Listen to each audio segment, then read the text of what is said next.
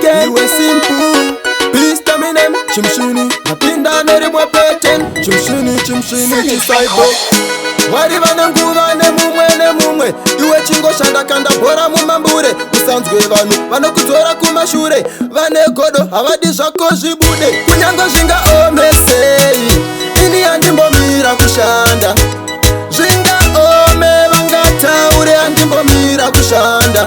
Ndotenda nezvandinazvo simple saka handimbomira kushanda. Zuva richibuda richinyura handimbomira kushanda. Vamwe havatendi nebasa ravo vanotera nzira pfupi yekufuma nayo. Kutsvaga mushonga vachida kufuma zviri nyore medzisiro vozochema nazvo. Vanodzimbwa nezvandinoita hanzi uchasvika kupi nezvaunoita.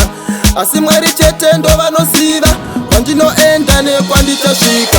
Kunyange zvingaomesei ini handimbomira kushanda. Zvingaome vangataure handimbomira kushanda. Ndotenda nezvandinazvo simple saka handimbomira kushanda.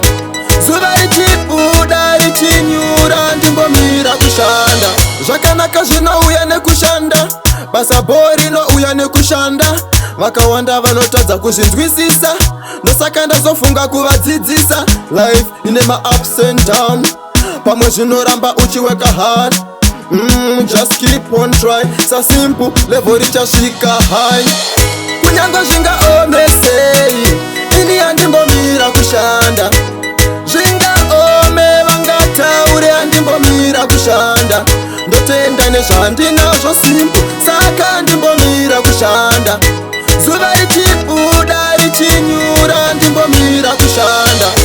Vamwe havatendi nebasa ravo vanotera nzira pfupi yekufuma nayo. Kutsvaga mushonga vachida kufuma zviri nyore medzisiro vozochema nazvo. Vanodzimbwa nezvandinoita hanzi uchasvika kupi nezvaunoita. Asi Mwari chete ndo vanoziva kwandinoenda nekwandichasvika. Kunyange zvingaomesei ini handimbomira kushanda.